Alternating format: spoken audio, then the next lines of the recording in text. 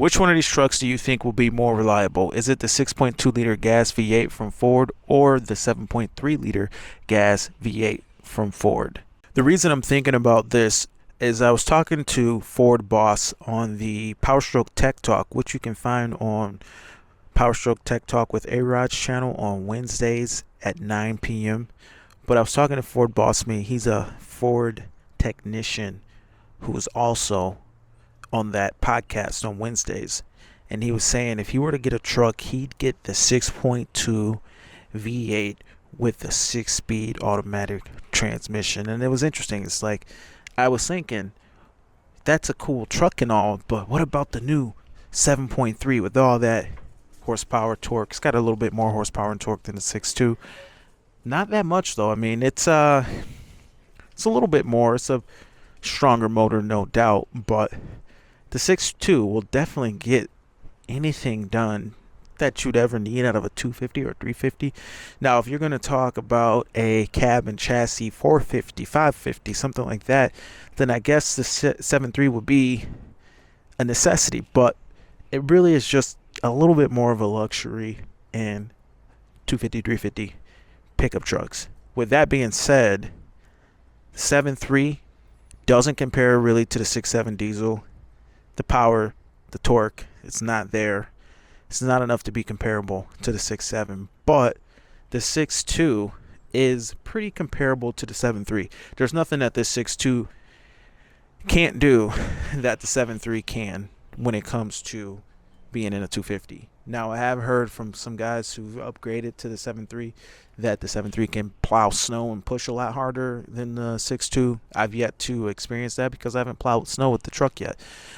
So I guess it's going to be something that we will determine once we actually get some accumulating snow. But I will say the 6.7 plowing snow is a significant improvement over the gas trucks. I mean, you've got an extra 800 pounds of weight that you're throwing around and all the torque. So I do appreciate the 6.7 plowing snow, and I'll be very curious to what the 6.2 can do. But on the topic of what Ford Boss was saying, he says he'd rather have that 6-speed. While the 7.3 is a good motor, the 6.2 is tried and true. I mean, think about how long this engine has been out and its track record of longevity. Very, very few problems. The one issue with this engine that's quite rare is the valve spring. It has been known to have an issue with valve springs, which if you do run into the issue with valve springs, then it's not something that takes out the whole motor. It's just something that ends up having to get fixed. I believe it can be done with the engine in the vehicle, but that's not a huge deal when you think about the overall longevity.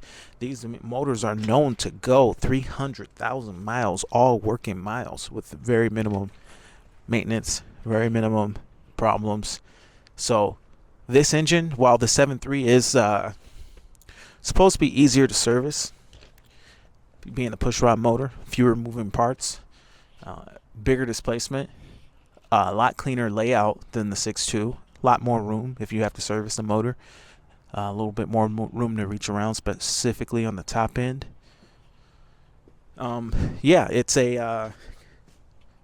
It's no doubt that the 7.3 is going to be a reliable engine, and it's proven itself over the last 2-3 years that the motor itself is reliable. But the problem with this setup is that 10-speed. When it comes to reliability, it is that 10-speed.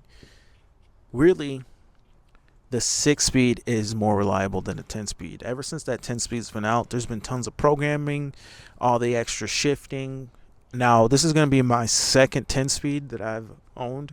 The first 10-speed I had was in my 2020 F450, and at first it wasn't the best experience with that 10-speed in the 450, but after a couple of trips to the dealer, a little bit of reprogramming here and there, it eventually became a pretty good combination. Now this truck, again, I'm going to be completely honest, I gotta say that the 10-speed is not as good as a 6-speed. When it comes to the transmissions, with the 6-speed, you barely ever notice this transmission is underneath this truck. It just does its thing. Simple, relatively simple compared to what's on the 10 speed. Whereas in the 10 speed, sometimes it feels like it's picking the wrong gear, it's taking you out of the power. Sometimes it's just not. Sometimes it just don't feel right. Now I will say when towing, put it in tow haul mode, put some weight behind it. 10 speed feels okay. It's when I'm not towing, when I'm driving empty, is when the 10 speed feels a little wacky. So while I do love the 7.3, I like how it has the dual alternators. I think the power's good. It's not that much more power than the 6.2. It's not that different. Now the 6.2 does run well, like the overhead cam design of it. It runs maybe a hair better if you're just talking like how it runs, just a hair better maybe. But the power is just a hair, it's a little bit less power, but it does run good. It does run good. Mine doesn't tick or make any noises or anything. My 7.3, same thing. It doesn't have any noises or ticks or anything. It runs good. But I don't know. Maybe the 6.2 is just a hair smoother. Not even a big deal. It's a good running motor, even after having this truck for 4 years and putting it through the work that it's been through. The truck's held up well. The engine's held up very well.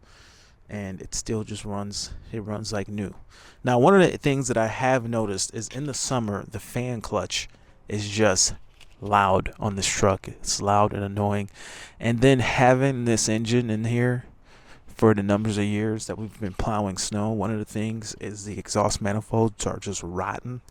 They're not leaking or cracked or anything, but I do know that if the manifolds on this truck, the exhaust manifolds on this truck were to leak, I'm in for a huge repair bill, because if you look down in there, they're so rusted that there's a good chance the engine's going to have to come out of here in order to service these exhaust manifolds. Let's look in here and see how they look. Yeah, they look nasty. They look like they've been at the bottom of the ocean down there with the Titanic. So that's one of the things. Will that be an issue with the 7.3? Well, let's take a look. It's the same kind of a design here. So when you peek in here, maybe I'll look on the other side because there's more. It's going to be easier to see on the other side. When you peek in here, you can see that right in the wheel well, you can see your manifold. Now, maybe this one has a better protection around it. Let's see if I can adjust this camera just a little. There you have it. The exhaust manifolds are right there. This one seems like it has a little bit better thought out design here, and maybe this heat shield will protect better. But on the 6.2, our heat shield's totally failed and fallen off. And with our heat shield being totally off of the manifolds, maybe this is a year where it just gets to be too much road grime being pushed up in there and it freaking cracks or something on me. Like I say, when that happens, I'm looking at probably an engine pull to get those out of there, to get those rotten exhaust manifolds out of there. So that'll be potentially the first huge repair bill with this truck. So something to really think about. Maybe if I make the year with it this winter and they don't crack, maybe I sell the truck, maybe I trade it in. I don't know. But as it sits right now, it's pretty good. I mean, aside from that, this truck runs well. It does everything we need it to do. It's a little bit bruised up from the years, but still, the trans, it shifts better than the 10-speed. The engine's been taken care of really good with full synthetic. It's a good truck. Minus that one little exhaust manifold issue, it's a solid truck. So, which one's going to be more reliable? It's a toughie. The Ford with the 10-speed, the warranty, they're going to stand behind the product. I've heard of people getting them replaced and all that if there's an issue. But at the end of the day, we don't want the downtime from the 10-speed, and that's really going to be the weak link. Not that it's a terrible transmission or anything, but it is a bit of a weak link when it comes down to it. You know, it's new technology. They've been working hard on perfecting it. Most of the time, there's no problems out of 10 speed, but I do think the 6 speed should still be offered on the Super Duties. I think a lot of people, like Ford Boss said, he'd go with the 6 speed. He'd go with the tried and true. And for a guy like Ford Boss, check out his channel on YouTube. But for a guy like that who's in the field working on these trucks, I think we can really trust his opinion when it comes to what truck to buy. The guy makes the most savvy choice when it comes to picking a truck. He just picked up a new F-150. He got the 5-liter before 2018, before they did the spray-in liners, with a 6-speed. So just to, you know, the guy, this is a guy who puts his money where his mouth is.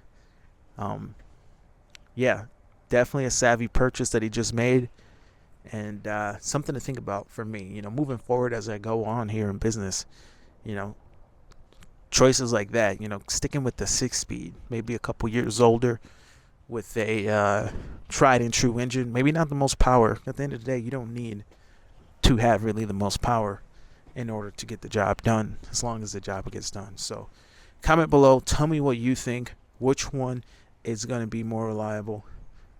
Is it the 7.3 with the 10 speed, or the 6.2 with the 6 speed? I think the answer is pretty self-explanatory. But anyway, my name is Sean. This is DS Trucks. Subscribe to the channel. Hope to hear from you soon. And go check out Ford Boss on YouTube. Over and out.